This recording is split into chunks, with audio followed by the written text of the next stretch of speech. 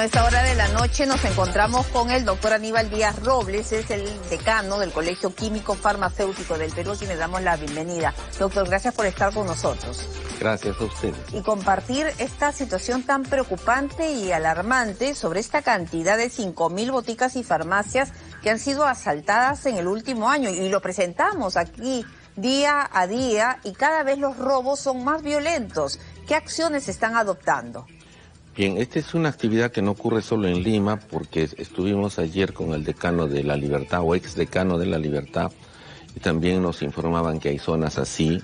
En Arequipa hubo incluso la muerte de una menor, que fue un accidente de una bala perdida, ¿no? de otro asalto. Entonces, estos asaltos, estas acciones extorsivas son masivas en todo el país y las farmacias son puntos muy vulnerables para eso, a pesar de que la gran mayoría tiene cámaras, pero por lo mismo que tienen una estabilidad económica, digamos, un negocio relativamente estable, son el blanco preferido. Y veíamos, ¿no? Por ejemplo, este caso lo compartimos el día de ayer con nuestros televidentes y se ve la agresividad total de los delincuentes, ¿no? Ingresan con el rostro cubierto y como ven las rejas por todas partes, no dudan, ¿no? A patadazos rompen los vidrios y bueno, y luego entra en shock la trabajadora a ver toda esta situación. Sí, efectivamente la violencia se ha incrementado, pero es parte de esta informalidad, porque esto es general. Incluso ustedes dieron ayer, creo, anteanoche, una noticia sobre que se aplicó una inyectable en un establecimiento que no es ni farmacia ni es botica, es un establecimiento informal. Hay establecimientos informales que superan el 30%, además de esto. Entonces, el 30% de establecimientos son informales. Claro. De 130, para tener una idea. Pero quería terminar con el tema de la inseguridad, que realmente va de la mano, de hecho, con la informalidad. Pero ustedes han acudido a las autoridades pertinentes, a la policía, al Ministerio del Interior como gremio, porque, por ejemplo, en el caso de los bodegueros se hablaba de que más de 3.000 bodegas han tenido que cerrar, que más de 9.000 emprendedores de ese rubro están siendo víctimas de la extorsión. Y así nadie puede seguir adelante en ningún negocio. Todavía no hemos ido a las autoridades porque estamos organizando, porque como no es solamente Lima, sino todo el país, requiere ciertas coordinaciones. Pero sí, evidentemente, incluso hubo la noticia de un señor inversionista que tiene una pequeña cadena que ha decidido vender todos sus locales para irse al extranjero. Y eso se va más... Chorrillos, creo, ¿no? En Chorrillos específicamente. Claro, y le estaban pidiendo creo que como 50.000 soles. Así es, sino que a veces uno no quiere dar los detalles porque tienen temor a las represalias. Va a seguir ocurriendo mientras en el país no haya una autoridad que controle esto. Ahora, se hablaba desde la Cámara de Comercio de Lima que los empresarios en general tienen que invertir un 10% de sus presupuestos mensuales en el tema de seguridad, ¿no? En las farmacias, ¿cómo es? Porque usted comentaba lo de las cámaras, también vemos lo de las rejas, otros mecanismos, otros implementos que los dueños de las farmacias y boticas tienen que implementar para evitar ser blanco de la delincuencia, pero igual ahí vemos cómo actúan ellos. Claro, a pesar de que uno refuerce las puertas, le ponga cámaras, le ponga rejas, a veces eso no basta. Entonces, no hay porque el tiempo que demoran ellos en entrar y romper esas barreras de seguridad podría ser bien utilizado si hubiera a quien llamar. Pero cuando uno llama, a veces nadie acude, y como nadie acude, ocurren estos casos. ¿No? Y eso, como el delincuente lo sabe, va a continuar. Entonces, si no paramos esta delincuencia, simplemente esa informalidad que ocurre, porque el crecimiento de las informales es parte de esto, porque muchos de los robados, ¿dónde va? No va a guardarse, las medicinas que se roban, porque también roban, del Estado y de los privados, van a la venta de establecimientos informales. Ahora, ustedes manejan estadísticas, cifras de cuántos son extorsionados. Bueno, ha hablado de 5.000 boticas y farmacias que han sido asaltadas o son extorsionadas solo en Lima. ¿Qué porcentaje ese es del total, más o menos, para tener una idea? Perú debe haber alrededor de 30.000 establecimientos de esta naturaleza. 5.000 es una cantidad bien alta. Si a eso le sumáramos lo de las otras ciudades, podemos estar llegando a unos 7.000, 8.000. Estamos hablando también de un tercio de todas las que pueden haber. Entonces, la cantidad es muy grande. Muchos propietarios me imagino también que prefieren, como usted señala, guardar silencio, mantener la reserva y ni denunciarlo ante la policía. Ah, porque usted sufre el asalto, lo denuncian y hay una reprimenda. Entonces, y sé que nadie me va a proteger porque policía no hay. Claro. Entonces, mejor me callo. Los datos, como le digo, son datos muy, como le digo, muy soterrados, porque la gente no quiere hablar por el temor, ¿no? No hay una confianza en que la autoridad ponga orden. Pero me imagino que a su despacho se ha acercado gente afectada por todo esto. ¿Está atemorizada? Sí, hay gente que está atemorizada, por eso es que están vendiendo los locales, vendiendo las mercaderías y tratan de irse a otros sitios con mejor estabilidad, con mejor seguridad. Pero eso, ¿qué ocurre? Hay menos servicios, menos empleos, porque yo, propietario, voy a dejar de contratar gente y eso va a bajar el comercio y el bajar las finanzas en general, porque las eso farmacias, se multiplica, ¿no? Claro, Bodega, las farmacias le compran a un negocios. mayorista, el mayorista deja de vender, el que importa deja de importar, y después tenemos desabastecimiento en el sector público, en el sector privado. Es un círculo vicioso. Es un círculo vicioso donde arranca en lo más alto, ¿no? En la parte política que no está tratando de poner orden en esto. Ahora, usted hablaba, ¿no?, del tema de la informalidad que sin lugar a dudas va de la mano con la inseguridad que se está viviendo. Hablaba de un 30% del total de farmacias que son informales. ¿Y a qué se debe esto? ¿Por qué no hay una fiscalización adecuada? ¿De quién depende? Es fácil. Si bien es cierto, en cada región, en cada departamento hay una autoridad de salud, la pregunta es ¿cuánto reciben estas autoridades de salud del presupuesto? 0. Si usted va al presupuesto de la República es 0, literalmente 0. Entonces, si yo no invierto en fiscalizar, en controlar, no voy a tener el control. Entonces, los productos falsificados, los productos vencidos, los productos en mal estado empiezan a circular porque es ganancia. Si vemos otros países, ¿por qué Estados Unidos es fuerte? Porque tiene una fuerte fiscalización. La FDA es una autoridad que todo el mundo le teme, pero tiene gente, tiene presupuesto para fiscalizar. Claro. ¿Y aquí que tenemos la DIGEMIT? La DIGEMIT y las DIREMIT en cada departamento. Entonces, ¿pero ha perdido fuerza o qué es lo que ocurre? Con todos los cambios que han habido también seguramente ahí, ¿no? Para 2.000 boticas hay a veces 8 inspectores. Para 2.000 boticas, a veces 8 hay inspectores. Por lo menos en los departamentos incluso llega a 2.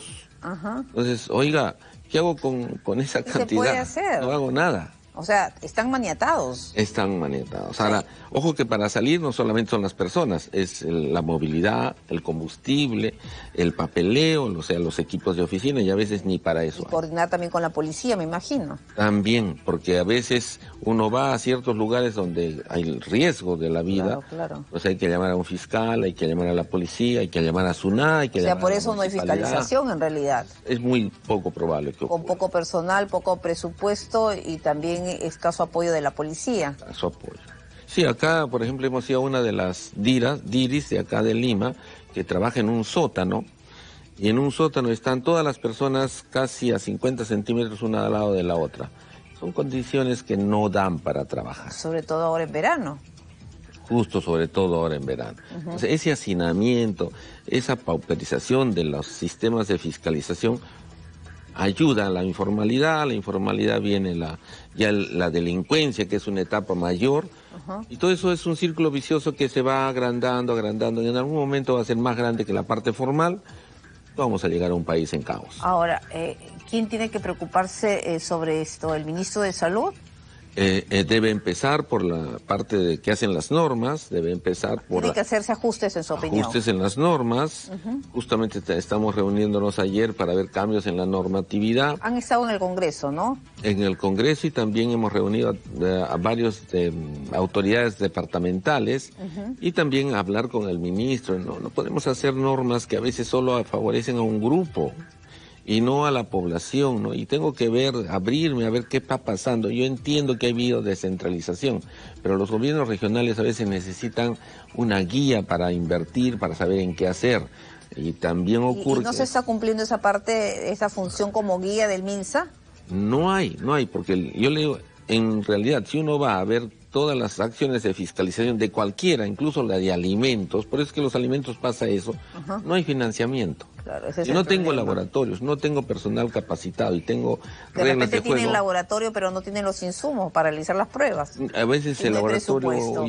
ya no es el adecuado. Entonces, no tengo control. Es un país donde la fiscalización cada día es menos, y eso favorece la aparición de alimentos que son leche que no es leche, chocolate que no es chocolate, y vamos aumentando. Medicamento que no es medicamento. Así es. Adulterado con la fecha borrada, incluso. Y no hay quien lo pare. ¿no? No hay quien lo pare. Si de arriba no toman la decisión, esto no va... Ahora, y cuando se le pregunta a las autoridades, al ministro, por ejemplo, dice, bueno, eso se ha descentralizado, ¿no? Claro, es fácil. ¿Y qué está haciendo la región? Le he dado la parte técnica. Ahora, recuerde que los laboratorios solo están en Lima. Ajá.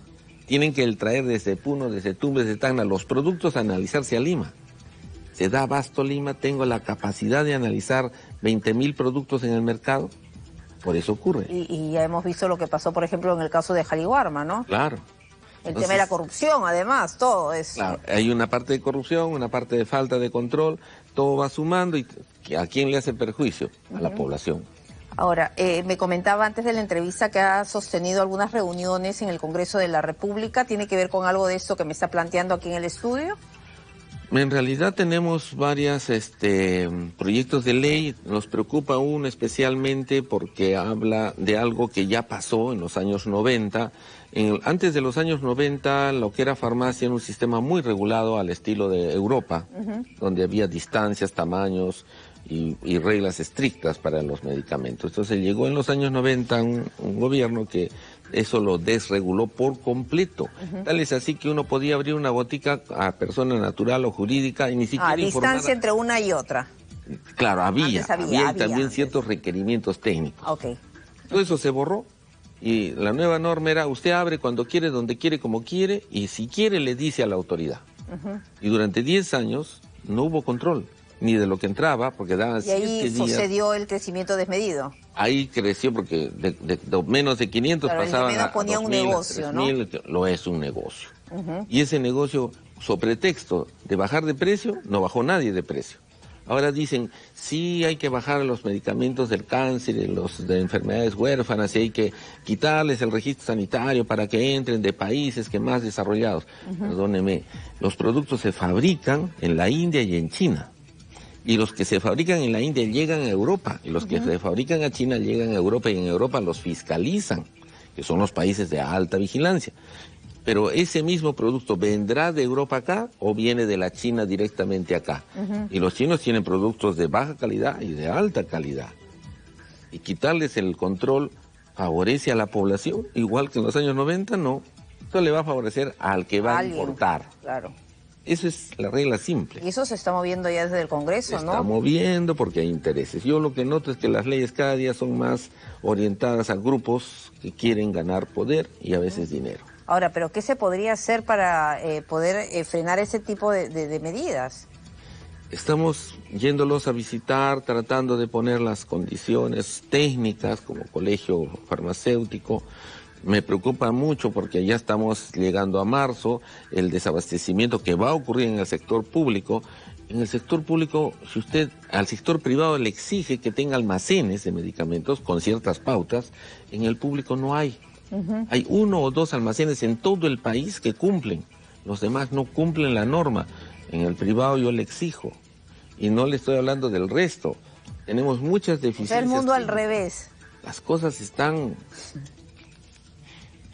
terribles. Y sobre todo, bueno, y que se agrava con el tema de la inseguridad. Así es. Y entonces en ese sistema inseguro, informal, compran de productos, las compras se hacen por precio, a veces no por calidad. Estamos hablando que se exija la intercambiabilidad, que es una forma de calidad. No quieren pagar los costos porque si yo traigo un producto con intercambio me va a costar. Claro. Entonces no, que no lo haga. Va a costar, pero, y eso lo hablaremos en otra ocasión, pero eso también es garantía de que el medicamento genérico que recibe la población. Pero el que paga es el que importa, el que paga es el que fabrica, y a él no le conviene pagar. Claro. Doctor Díaz, muchísimas gracias por haber estado con nosotros aquí en Estación Central. Muchas gracias, Marcia. En ATV+. Muy interesante lo que nos ha compartido y ojalá que las autoridades lo tomen en serio. Ojalá. Ojalá, porque eso merecen todos los peruanos, ¿no? Sobre todo los más vulnerables que acceden pues a este tipo de medicamentos y están en medio de la inseguridad. Muchísimas gracias por la entrevista.